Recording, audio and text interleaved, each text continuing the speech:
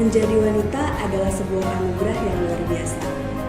Seorang wanita memberikan kehidupan bagi manusia lainnya. Dari rahim seorang wanita lah akan lahir banyak generasi penerus bangsa yang berkualitas, yang hebat, dan yang tangguh. Assalamualaikum warahmatullahi wabarakatuh. Selamat pagi semuanya, Sobat Waras KB yang ada di rumah, di jalan, ataupun di kantor. Jumpa lagi bersama kami di sini di acara podcast Waras KB episode kedua. Sebelumnya kita ucapkan terima kasih dulu kepada Sobat Waras KB yang sudah mendukung kita pada acara podcast episode pertama, sehingga lahirlah kita di acara podcast Waras KB edisi kedua. Tentunya masih bersama saya Narsviani selaku host dari podcast kali ini. Nah, Sobat Waras KB, hari ini kita kedatangan narasumber yang spesial dengan topik yang spesial juga. Pasti sudah pada tahu kan topik apa aja yang akan kita bahas, karena posternya pasti sudah tersebar kemana-mana. Nah, hari ini kita akan membahas tentang pemeriksaan kehamilan bagi Sobat Waras KB yang calon ibu, yang punya istri, ataupun yang punya kakak, adik, tetangga yang sedang hamil atau sedang mempersiapkan kehamilannya, boleh nih suruh ikutan join di live Instagram kita. Atau bagi Sobat Waras KB bisa share link di status WhatsApp di Instagramnya, bisa di-share ke teman-teman yang lainnya. Ayo join live kita sebelum kita mulai membahas bersama narasumber kita yang kece ini. Oke, mungkin banyak yang gak sabar nih. Siapa sih narasumber kita yang akan bergabung bersama kita? Nah, pada hari ini akan ada narasumber yang cantik tentunya yang akan membahas tentang kehamilan. Kita akan bersama dengan Dr. Nadia Aryani, spesialis obstetrik dan ginekologi. Assalamualaikum dok, selamat pagi. Waalaikumsalam, ya. Selamat pagi menjelang siang semuanya. Apa kabar nih dok hari ini? Alhamdulillah sehat. Viani gimana? Alhamdulillah dok, agak nervous sebenarnya. Aman lah ya. Santai lah ya. Kita hari ini santai aja dok ngebahas tentang kehamilannya ya. Sebelumnya nih dok, boleh cerita dulu nggak dok pengalaman dokter menangani kehamilan, atau kita sambil sapa-sapa nih dok ke Sobat Waras KB yang di rumah. Oke, perkenalkan diri dulu ya sebelumnya. Assalamualaikum warahmatullahi wabarakatuh. Selamat pagi semuanya. Perkenalkan, saya Nadia Aryani. Saya adalah spesialis obstetri dan ginekologi yang bertugas di RSUD Kota Serang. Alhamdulillah pada kesempatan pagi ini saya diundang untuk masuk dalam tim podcast kedua RSUD Kota Serang ya. Saya bergabung di RSUD sudah sejak tahun 2018, sejak RSUD berdiri. Alhamdulillah masih di sini sampai sekarang. Alhamdulillah, luar biasa sekali Dokter Nadia ini di tengah kesibukan beliau yang sangat padat. Kebetulan kemarin habis Harganas ya dok? Iya, kemarin habis Harganas yang ke-30. Iya, beliau menyempatkan waktunya untuk sharing nih bersama kita semua di pagi hari ini. Semoga apa yang kita akan sharingkan bisa bermanfaat bagi Sobat Waras KB. Nah, Dokter Nadia langsung masuk nih ya ke topik utama kita. Di sini pasti banyak yang menonton ini calon-calon ibu. Kebetulan kita juga wanita ya dok ya, yang pasti akan mengalami proses kehamilan, proses persalinan gitu. Nah dok, kita mengenal adanya program antenatal care ya dok, atau pemeriksaan kehamilan. Di sini pemirsa di sini tuh pengen tahu bagaimana sih ketika kita sudah dinyatakan hamil gitu, atau kita tes hamil sendiri, itu selanjutnya apa yang harus kita lakukan dok? Oke, terima kasih Mbak Viani pertanyaannya ya. Jadi kan topik kita pada pagi hari ini kan kita akan membahas soal antenatal care ya. Antenatal care itu sendiri dari arti katanya sendiri, antenatal care, ante ya sebelum, natal persalinan, dan care itu adalah pemeriksaan atau perawatan. Jadi pemeriksaan atau perawatan kehamilan sebelum terjadinya persalinan. Jadi di ANC itu yang menjadi fokus utama adalah kesehatan. Kita melakukan pemeriksaan kesehatan ibu dan bayi dari saat dia hamil trimester 1 sampai dengan trimester 3, tapi tidak hanya itu saja, tapi di saat antenatal care itu kita juga mempersiapkan fisik dan mental ibu khususnya untuk menghadapi persalinan, kemudian fase menyusui ya, ASI eksklusif, kemudian nanti pemilihan KB-nya ya nggak kalah penting, sama nanti setelahnya fungsi reproduksi setelah kehamilannya seperti apa, seperti itu. Jadi lingkupnya luas ya dok ya. Ya, panjang ya. Dari mulai pertama hamil, di intra hamilnya, kemudian persalinan sampai dengan pos persalinannya. Terus nggak hanya fisik tapi juga mental. Iya, boleh dijelaskan sedikit mungkin dok apa aja nih yang biasanya diperiksa pada ibu hamil itu? Untuk pemeriksaan kehamilan itu sendiri sebenarnya kalau kita mengacu pada Permenkes nomor 21 tahun 2021 itu minimal ada 6 kali pemeriksaan ANC ya. Minimal ibu hamil itu bertemu dengan tenaga kesehatan tuh 6 kali. 1 kali di trimester pertama, 2 kali di trimester kedua, dan 3 kali di trimester ketiga ya. Nah, untuk pertemuan dengan dokter ya, untuk mungkin ketemu dokter umum terlebih dahulu ya bisa di trimester 1 dan trimester 3 minimal jadi 2 kali selama kehamilannya, seperti itu. Jika sekiranya ada hal-hal yang mengarah terhadap faktor risiko terhadap ibu hamil itu sendiri, bisa dilakukan rujukan ke rumah sakit atau bertemu dengan spesialis obstetri dan ginekologi, seperti itu. Berarti dimulai dari awal mengetahui kehamilan ya dok, bisa diperiksakan gitu, bisa melakukan ANC gitu. Karena mungkin masih banyak nih dok di masyarakat mindsetnya ketemu dokter itu hanya di trimester akhir gitu, hanya pengen USG, pengen tahu jenis kelamin anaknya gitu. Itu makanya mindset yang harus diperbaiki ya dari masyarakat. Nggak jarang sih kita ketemu pasien baru kita periksa taruh prop USG langsung tanya, dok cewek cowok loh. Itu nomor kesekian padahal.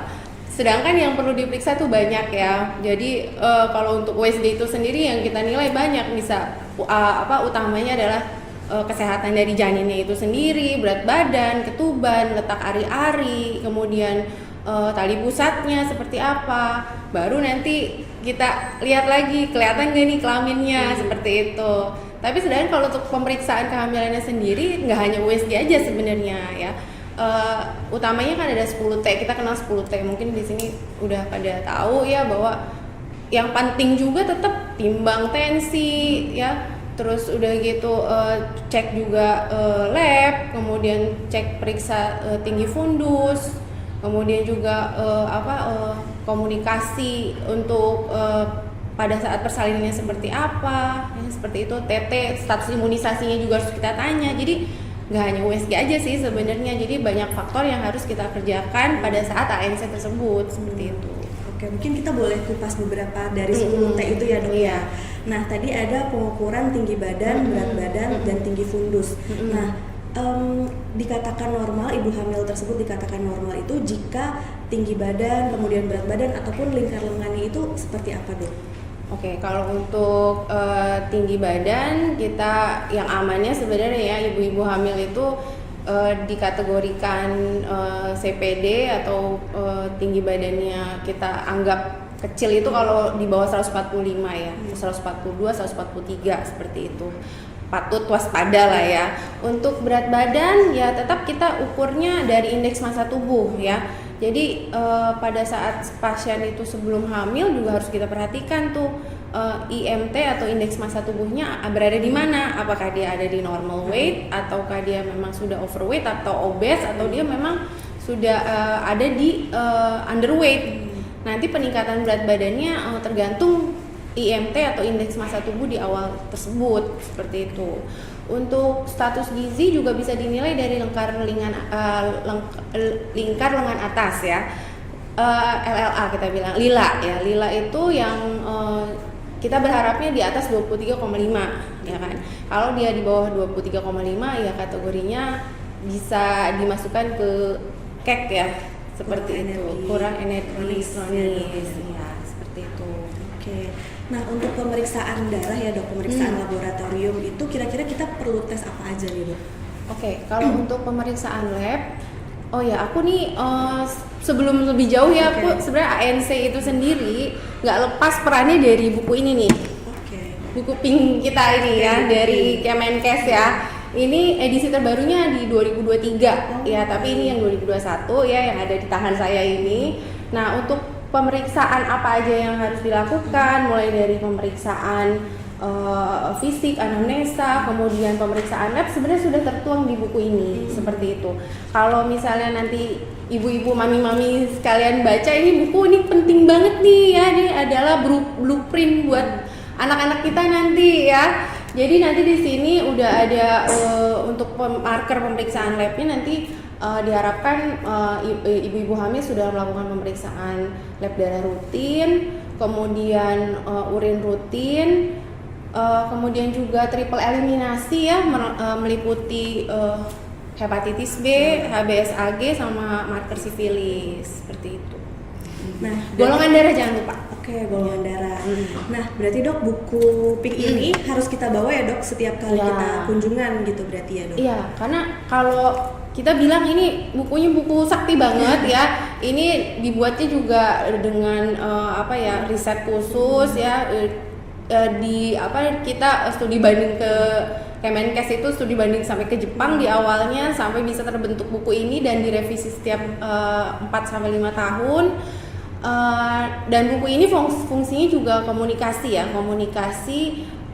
tenaga kesehatan melakukan pemeriksaan terhadap ibu itu sendiri kan nggak selalu periksa ke dokter obgyn seperti itu, tapi kan bisa juga ke bidan atau mungkin ke puskesmas atau ke klinik gitu. Nanti dari buku ini kita bisa nilai kira-kira apa sih yang menjadi permasalahan terhadap ibu hamil tersebut seperti itu. Jadi bisa tahu riwayat kesehatan ibu dari awal sampai saat ini ya dok ya. Terus kalau nggak salah juga di buku pink ini ada edukasi tentang gizi, kesehatan juga. Betul. Kemudian ada grafik tumbuh kembang anak juga ya dok ya. Wah, bermanfaat banget berarti nih buat ibu-ibu hamil. Nih kan grafiknya, kemudian apa saja screening yang harus diperhatikan, dan ya mungkin ibu-ibu hamil di sini nggak bisa kita cuma suruh baca aja, Bu ini baca halaman sekian, nggak bisa, tapi mungkin nakesnya juga harus sambil di ini ya, Bu, ibu kita nanti kita baca yang ini ya, sebelah sini tolong diperhatikan seperti itu, karena ini penting banget buat saya ya. Kadang ibu-ibu tuh nggak ngeh kalau ternyata di dalamnya tuh ada edukasi. Betul sekali. Sampai kita tanya, Bu buku pinknya mana? Baru dia keluarkan dari tasnya. Ada yang, Bu buku pinknya mana? Ketinggalan. Kayak gitu. Iya. Oke, break dulu nih Sobat WK. Kalau misalkan ada yang mau tanya-tanya nih ya seputar kesehatan kehamilannya, boleh langsung loh di komen di live Instagram kita, di live streaming kita, karena nanti di akhir acara akan ada door prize ya dok ya. Door prize berupa voucher GoPay senilai Rp100.000. Wah, lumayan banget ini buat pesan-pesan GoFood nih. Ayo jangan lupa untuk para penanya atau untuk para pemirsa yang antusias dan mengikuti live-nya dari awal sampai dengan akhir, nanti kita closing sampai dengan pengumuman, nanti pasti akan mendapatkan door prize-nya. Oke, kita lanjut lagi ya dok ya. Oke. Tadi kan sudah dijelaskan ya dok, pemeriksaan kehamilannya meliputi dari pemeriksaan fisik, anamnesa sampai dengan penunjang gitu. Dan tadi juga ada USG nih. Nah USG ini jadi hal yang menarik nih dok bagi ibu-ibu nih ya, ibu-ibu muda gitu kan. Nah ada yang tanya, dok USG itu kan ada berbagai macam, ada 2 dimensi, 3 dimensi, 4 dimensi ya dok. Nah itu bedanya apa sih dok, dan kita tuh apa harus memilih yang mana gitu, yang 2 dimensi kah atau yang 4 dimensi aja deh gitu? Oke. Jadi perkembangan teknologi kedokteran itu kan bertambah ya setiap tahun. Memang sih untuk USG itu sendiri ya, kalau untuk dokter obstetri dan ginekologi itu stetoskop kita ya. Jadi selain pemeriksaan fisik, anamnesa itu ya nggak lepas dari peran USG ya. Untuk USG itu sendiri kan kita mengenal 2 dimensi, 3 dimensi, 4 dimensi. Sebenarnya semuanya itu punya ada kelebihan dan kekurangan ya. Tapi sebenarnya yang harus kita tahu tuh peran atau fungsi dari USG-nya itu sendiri ya. Kalau untuk 2 dimensi ada kadang-kadang pernah ada yang datang, dok saya di sini cuma mau 4 dimensi. Oh, ibu nggak mau tahu berat badannya, nggak mau tahu ketubannya seperti apa, bayinya itu bergerak atau enggak, maksudnya jantungnya berdetak atau enggak gitu kan. Nah semua itu kita bisa ketahui dari USG 2 dimensi. Memang kalau USG 2 dimensi itu memang perbedaannya yang signifikan tuh hanya dari penampakan output luarannya saja ya. Kalau untuk USG 2 dimensi kan dia gambaran hasil yang diberikan itu kan hitam putih, kemudian datar seperti itu. Tapi itu merupakan kelebihannya adalah dengan kita melakukan USG 2 dimensi di awal pemeriksaan, banyak yang kita bisa ketahui gitu ya, yang tidak bisa kita lakukan di atau kita nilai di USG 3 dimensi atau 4 dimensi. Contohnya tadi yang seperti saya bilang, berat badan, pengukuran berat badan meliputi lingkar kepala, lingkar perut, paha seperti itu. Kemudian ketuban yang gak kalah pentingnya, ya kan? Ketuban itu masih cukup atau enggak. Jadi dari tadi pengukuran itu dari berat badannya kurang atau enggak, atau berlebihan atau tidak.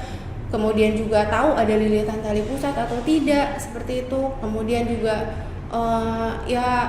untuk kelainan-kelainan yang istilahnya kelainan anomali kongenital yang besar-besar itu bisa kok kita ketahui dari USG 2 dimensi gitu. Cuman mungkin kekurangannya mungkin pasien agak kurang gitu ya.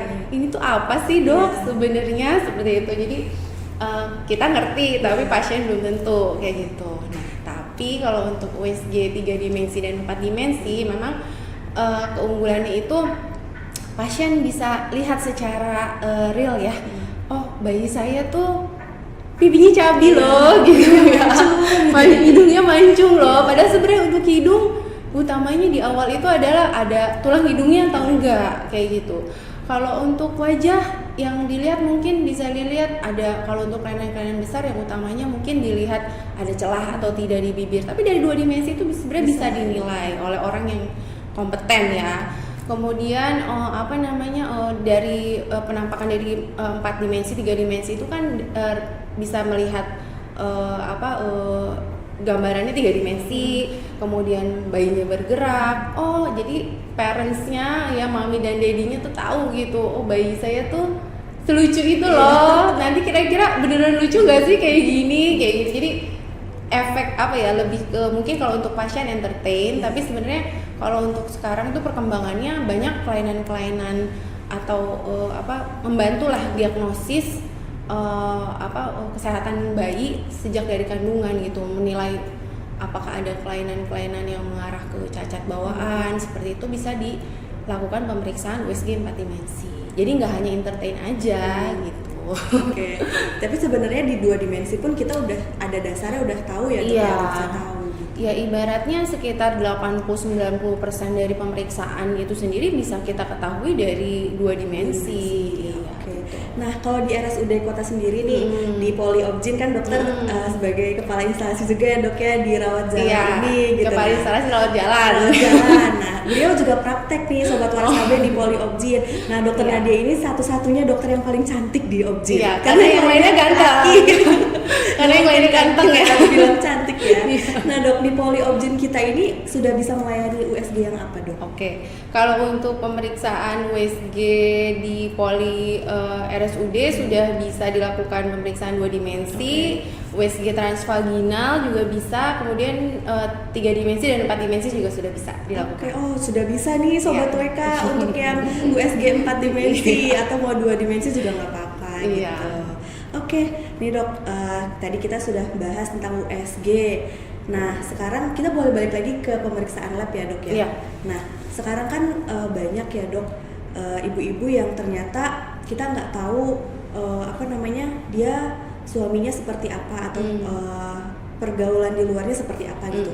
Datang ke kita ketika akan melahirkan tiba-tiba HBsAg atau hepatitis positif atau bahkan ada yang HIV positif ya dok ya. Nah, itulah pentingnya berarti kan pemeriksaan HBsAg di masa kehamilan itu. Nah, boleh dijelaskan sedikit aja dok, apa sih bahayanya jika ibu hamil terinfeksi HIV ataupun HBsAg? Oke.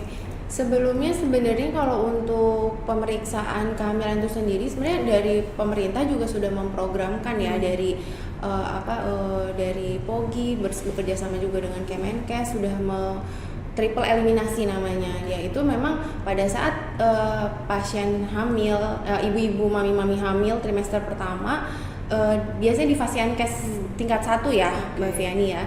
Jadi di puskesmas itu sudah bisa dilakukan pemeriksaan HBsAg, HIV dan sifilis. Karena apa ya, itu merupakan 3 penyakit menular seksual yang ya salah satunya kita sangat ada kekhawatiran memiliki efek ke bayinya, penularan dari ibu ke bayi seperti itu. Kalau untuk HIV yang kita khawatirkan kan tetap kan transmisi dari ibu ke bayi. Yang kita khawatirkan semua itu bahwa status HIV, sifilis atau hepatitis B pada pasien tersebut akan berdampak terhadap bayinya seperti itu. Nah, kalau ini apa nih, mau tahu efek dampak dari pasien yang HBsAg atau apa? Oke, kalau untuk hepatitis B dalam kehamilan sebenarnya yang agak kita khawatirkan kan tadi transmisi satu. Yang kedua, kalau untuk efek ke bayi ya mungkin kita khawatir kalau misalnya virus hepatitis B itu ternyata sampai istilahnya transmisi ke bayi, ya akan ada dampaknya terhadap kondisi hepar atau hati dari bayi itu sendiri yang nanti bisa juga bermanifestasi ke arah gagal liver atau sirosis seperti itu.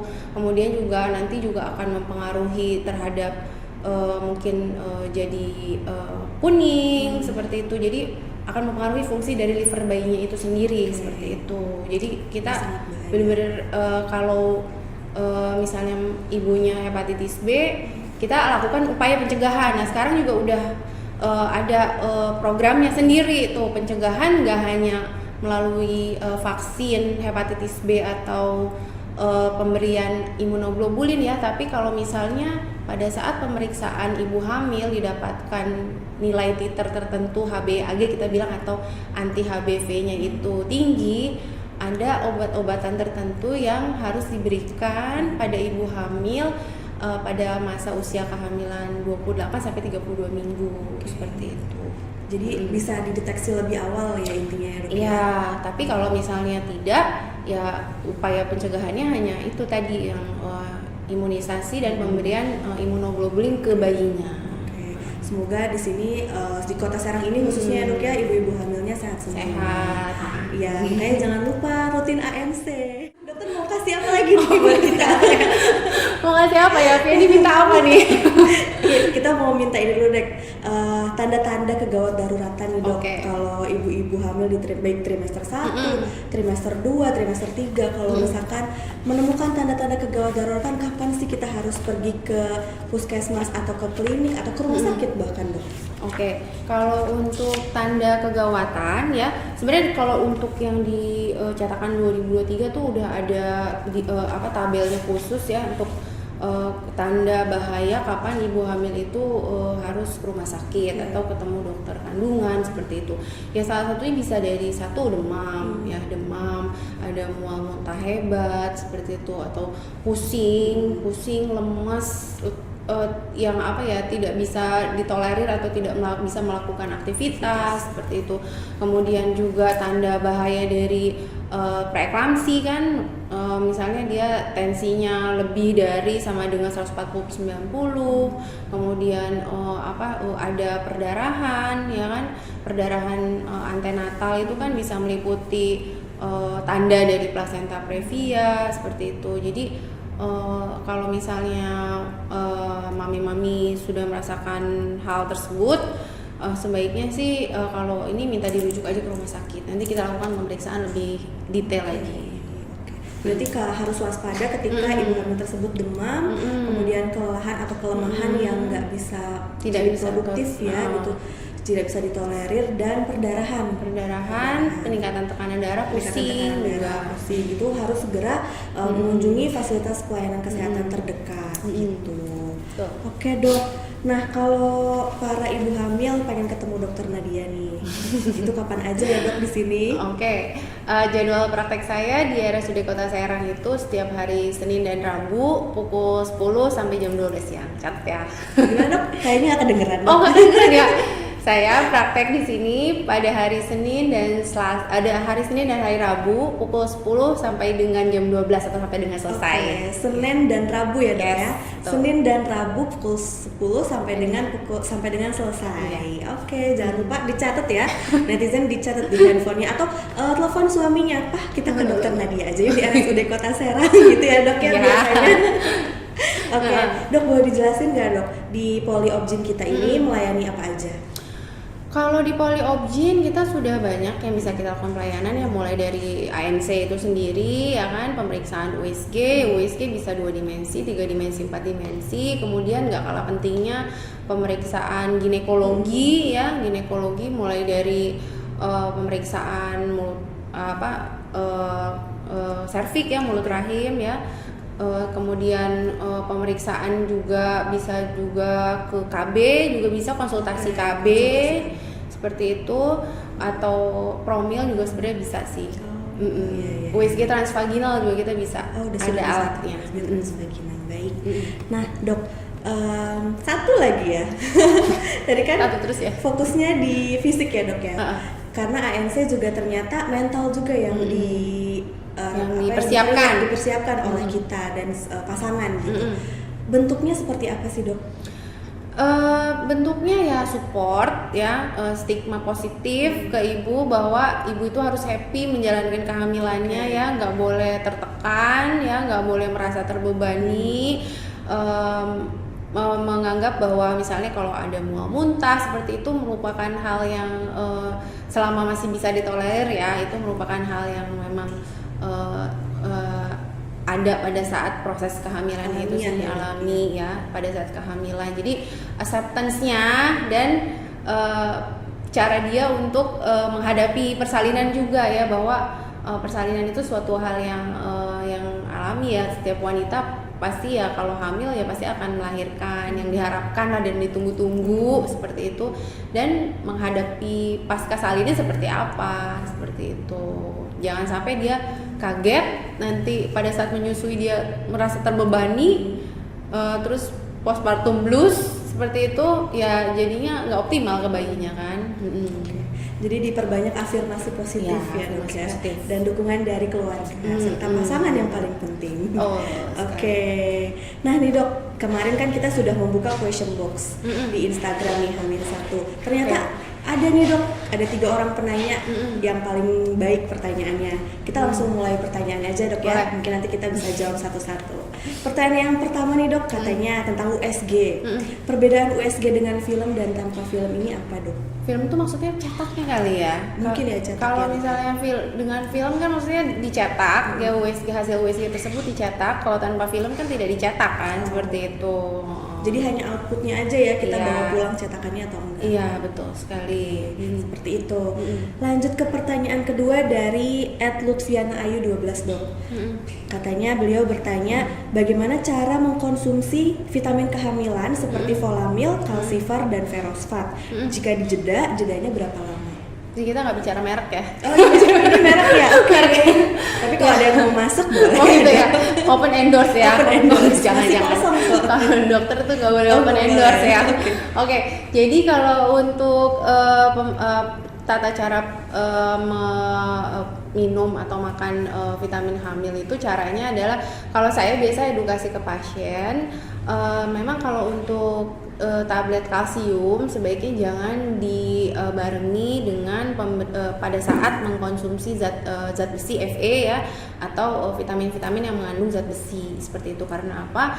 Nanti dia penyerapannya akan tidak optimal ya. Jadi ada mekanisme ya blokade seperti itu. Jadi nanti si zat satu sama lainnya itu tidak terserap dengan optimal seperti itu. Jadi kalau bisa dijeda paling tidak sekitar 30 sampai 1 jam, 30 menit sampai 1 jam, atau diminum di waktu yang berbeda seperti itu. Intinya diberikan jeda 30 menit sampai 1 jam. Betul. Pertanyaan ketiga nih dok, dari @hizati. Katanya beliau sempat melakukan persalinan sesario SC. Nah, kemudian dia hamil lagi, ingin VBAC ini baru sepertinya dok. Kita kurang familiar nih dok, seperti apa? Sebenarnya kalau pasien-pasien tuh sebenarnya udah familiar banget sih ya, karena udah bergurunya ke Prof Google dan Prof TikTok sekarang. Prof TikTok ya, iya YouTube, Prof TikTok tuh. Nah itu dok nggak sedikit juga pasien-pasien yang menanyakan, dok, kalau saya dengan riwayat kehamilan persalinan yang sebelumnya itu saya sesar, apakah saya tidak mungkin untuk melahirkan normal seperti itu. Sebenarnya kalau saya selalu menjelaskannya untuk persalinan VBAC itu sendiri, vaginal birth after cesarean after cesar itu,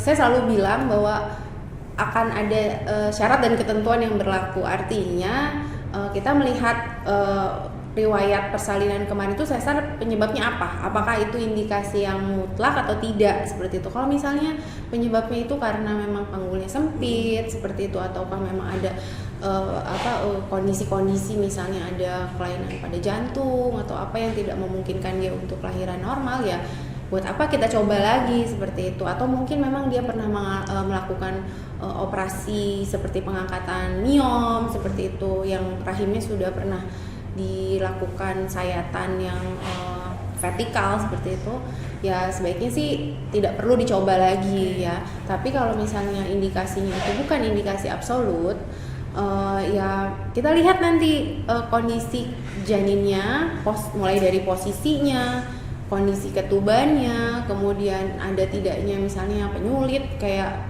ari-arinya ada di mana, apakah menutupi atau tidak. Kemudian yang nggak kalah pentingnya sih memang ketebalan dari si dinding rahimnya itu sendiri, ya kan, SBR-nya kita bilang, segmen bawah rahimnya. Sebetulnya dengan metode persalinan apapun nggak jadi masalah ya, dok ya? Ya tetap kita akan menjadi ibu ya. Jadi jangan berkecil hati, saya sesar jadi saya bukan ibu seutuhnya, no. Ya jangan seperti itu ya. Dan bukan juga saya persalinannya normal terus jadi saya adalah ibu yang super, no ya. Semua ibu itu hebat ya. Yang penting keselamatan ibu dan bayi. Ya, betul. Karena penurunan angka kematian ibu dan bayi adalah program utama kita ya, dok, ya, di rumah sakit ini. Sempat baca beberapa pertanyaan. Tadi ada yang mau spill harga USG 4 dimensi katanya gitu. Nah, kita sarankan untuk datang langsung ke RSUD Kota Serang, langsung datang ke bagian pendaftaran. Di situ bisa tanya-tanya ya. Atau mungkin di sini ada kontak ininya kali, kontak untuk tanya-tanya info mengenai pelayanan. Bisa langsung ke nomor pengaduan, nanti kita nanti kita kasih nomornya di akhir acara, atau lewat DM kita juga bisa. DM IG, DM Facebook nggak apa-apa. Oke, sudah ada yang mau bertanya lagi. Ini dari Yane NH29. Assalamualaikum, dok, maaf mau bertanya, kalau kehamilan di usia 42 tahun itu risiko tinggi ya, dok? Kira-kira risiko apa saja yang timbul dan bagaimana pencegahan agar risiko itu tidak terlalu tinggi? Susah ya pertanyaannya. Jadi memang untuk wanita di usia lebih dari 35 tahun kita sudah harus warning nih ya. Biasanya ya potensi apa kalau misalnya dia kehamilan kesekian dengan usianya lebih dari 35 tahun atau lebih dari 40 tahun, yang kita khawatirkan ya ada terjadi salah satunya ya gangguan pada fungsi organ dari ibu itu sendiri kan. Misalnya ada yang dikhawatirkan pada saat hamil 9 bulan atau mencapai aterem tuh tensinya mulai tinggi seperti itu, atau misalnya fungsi dari jantungnya atau dia kemampuan untuk mengolah pernafasannya jadi lebih berat seperti itu. Tapi yang kita khawatirkan sih pada ibu-ibu yang risiko tinggi yang lebih dari 35 atau lebih dari 40 tahun, yaitu tadi tekanan darahnya naik pada saat menjelang persalinan, seperti itu, hipertensi dalam kehamilan, atau penyakit-penyakit metabolisme lain pada saat di akhir kehamilan itu. Itu tadi hipertensi pada akhir kehamilan biasa kita kenal sebagai PEB ya, dok ya, preeklamsi. Nah ini ada lagi nih, dok. Pakai BPJS berobat dan periksa hamil bisa, dok? Bisa banget. Pasien kita di sini ya mayoritas BPJS ya gitu. Nggak apa-apa kalau punya fasilitas BPJS digunakan aja ya. Syaratnya gampang kok. Para sobat waras KB cuman rujukan, kemudian kartu BPJS, KTP, dan kartu keluarga. Oke, kita lanjut. Dari Recha Imuts katanya, Assalamualaikum, dok, mau tanya apa kaki bengkak itu berisiko buat ibu hamil? Kaki bengkak ya, pada saat kehamilan memang salah satu perubahan fisiologis dari tubuh itu sendiri kadang-kadang ada hambatan dari segi aliran darah dan pembuluh getah bening ya. Jadi aliran darah dari bawah ke arah jantung seperti itu. Pada saat hamil kan rahimnya membesar ya kan, belum lagi bayinya yang sekian kilo. Jadi suka ada tuh hambatan aliran darah, jadinya pengumpulan cairan itu jadi lebih ke arah bawah gitu, jadi tidak mengalir dengan seharusnya seperti itu. Tapi kalau misalnya yang kita khawatirkan apabila menemukan ibu-ibu hamil yang kakinya kok bengkak sih, langsung kita harus curiga gimana tekanan darahnya seperti itu. Kalau tekanan darahnya tinggi juga bisa jadi salah satu tanda dari preeklamsi gitu. Tapi kalau misalnya tekanan darahnya normal, dilihat juga nih bengkaknya gimana, apakah akibat dia duduk lama, ibunya bekerja atau enggak, atau terlalu lama berdiri juga bisa. Kemudian juga kalau memang terlalu bengkak ya ada kecurigaan lain, misalnya ke tromboflebitis seperti itu ya. Jadi mungkin harus dikonsulkan ke TS bedah mungkin atau penyakit dalam seperti itu. Intinya perlu dicari dulu penyebabnya. Dan mungkin dilakukan pemeriksaan protein urin. Tapi kalau misalnya protein urinnya positif dengan tensi yang tidak meningkat, ya tetap kita nggak bisa kategorikan preeklamsi. Siap-siap. Lanjut dok, baby blues itu ada atau tidak? Ada. Itulah pentingnya menjaga kesehatan mental selama kehamilan. Iya. Support keluarga, tapi kesehatan mindset dari ibunya sendiri juga ya harus diperkuat gitu ya. Pemikiran positif. Iya. Next dari Ayunda Ristafani, Assalamualaikum dok, izin bertanya, jika usia kehamilan 40 minggu tapi belum ada mules-mules, apakah tetap aman? Aman atau enggaknya harus dilakukan pemeriksaan dong ya. Kalau misalnya sudah melewati taksiran, ada bagusnya ibu datang ke dokter kandungan terdekat ya, bisa ke rumah sakit atau ke klinik atau ke tempat praktek seperti itu. Sebenarnya banyak yang dinilai, mungkin bisa dari USG terlebih dahulu, dinilai dari segi berat badan, kemudian ketubannya, ari-arinya, ada atau tidaknya lilitan. Kemudian nggak kalah penting asesmen dari panggulnya itu sendiri, dicek panggulnya, kalau ternyata sempit ya untuk apa nunggu terlalu lama. Kemudian biasanya kita juga menilai kesejahteraan janin dengan melakukan CTG kita bilangnya ya, rekam jantung bayi seperti itu. Nanti kalau semua komponennya dinilai baik, ibunya bisa kita arahkan untuk kontrol 3 hari atau 1 minggu, ya sudah masih bisa ditunggu. Tapi kalau ternyata memang asesnya ke arah harus segera dilakukan pengakhiran kehamilan, ya mungkin dirawat. Nah, ini ada yang tanya tentang suntik tete dok. Jadi Ibu Sri Dewi Lestari 2 ini hamil 7 bulan lebih 2 minggu. Suntik tete 2 tahun yang lalu sebelum menikah. Apakah masih perlu disuntik tete? Tadi sudah kita bahas ya dok. Iya, kalau udah 2 kali kan proteksinya bisa sampai 3 tahun ya tadi. Jadi tidak harus, tapi kalau misalnya tadi dari TT kedua ke TT ketiga itu 6 bulan sih sebenarnya jaraknya. Jadi kalau memang mau bisa sih, nggak apa-apa dilakukan TT lagi ya, TT ketiga. Nah, wah banyak sekali banyak ya. Udah jam berapa ini? Kasihan nih timnya. Oh udah katanya. Udah habis.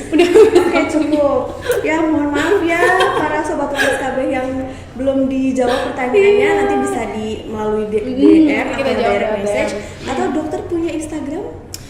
Instagram ini aja ya, Dokter Nadia SPOG ya. Atau lewat Instagram kita, nanti kita teruskan ke Dokter Nadia juga nggak apa-apa. Oke, kita saatnya memilih nih penanya dan yang antusiasnya baik dari awal. Iya tuh. Saya bingung ya dok. Boleh ditambah nggak dok hadiahnya? Jangan ya, jangan. Oke. Yang mana coba? Nih tadi kita pertanyaan dari sini. Yang apa ya? VBAC atau yang mana ya? Yang VBAC nggak ada di sini tadi. Oh gitu. Yang mana? Mungkin timnya kali, tim. Yang menanyakan apa ya tadi? Hepatitis bukan ya? Yang ini aja, yang tete. Yang tete. Yang sebelumnya? Oke, yang sebelumnya itu baby kaki blues, bengkak, baby blues enggak. Terus kehamilan usia 42. 40-41 minggu. Iya, pakai BPJS bisa atau enggak? Udah ya, itu aja. Iya, udah itu aja. Kayaknya kalau saya lebih ke yang 40 minggu aja deh. Oke, berarti ini jatuh kepada susah banget ini. Ini kebanyakan soalnya. Ya, gak berhenti-berhenti. Oh gitu ya. Aja gitu. Oke, yang tadi menanyakan soal kehamilan di usia 42 tahun ke atas itu risiko tinggi atau tidak, jatuh kepada @yana_nh29. Oke, Selamat Mbak kepada Yana. Mbak Yana. Mbak Yana nanti ini ya DM Bisa ke DM kita. IG-nya RSUD Kota Serang, nanti aku transfer Oke. GoPay-nya. DM identitas diri dan nomor handphone. Nomor handphone Nomor utamanya GoPay. ya. Oke, terima kasih banyak Dokter Oke. Nadia. Hari ini lu seru banget. Gak kerasa ya? Gak terasa padahal masih banyak yang pengen Iya. dibahas ya Dok, yang jawabin pertanyaan dari Gitu. teman-teman. Tapi harus kita akhiri berhubung dengan durasi gitu Dok.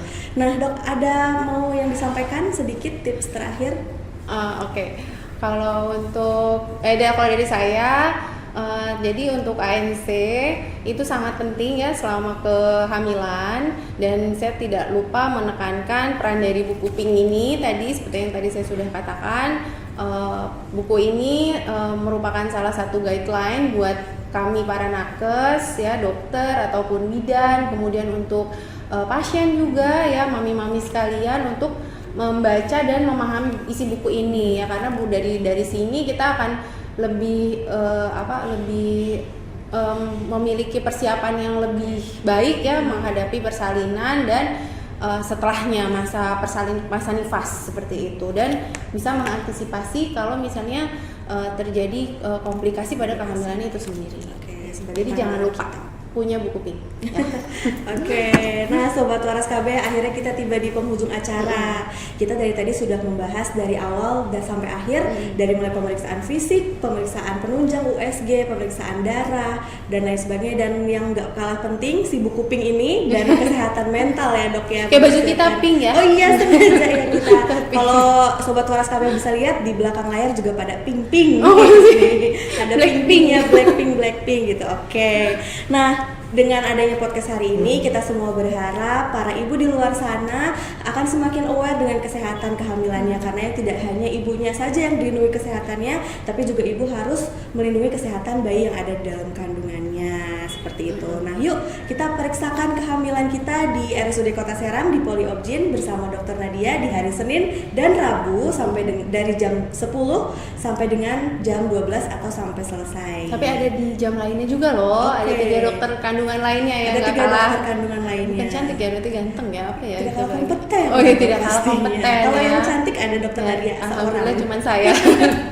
Oke, sekali lagi saya ucapkan terima kasih kepada Dokter Nadia yang sudah Sama-sama. menyampaikan materinya dan menyempatkan waktunya. Oke. Nah, sebelum menutup acara kita mau saya ada sedikit kutipan dari hadis riwayat Ahmad. Nabi Muhammad SAW bersabda, seorang wanita hamil adalah orang yang sedang berjihad di jalan Allah, maka Allah Subhanahu wa taala memberikan pahala yang berlipat ganda kepada wanita tersebut. Diriwayatkan dalam hadis riwayat Ahmad. Seperti biasa ada pantun nih buat kita semua. Mungkin boleh dibantu bilang cakep ya. Ya. Oke. Papa Turin ternyata keras. Cakep. Mau buat rumah kekurangan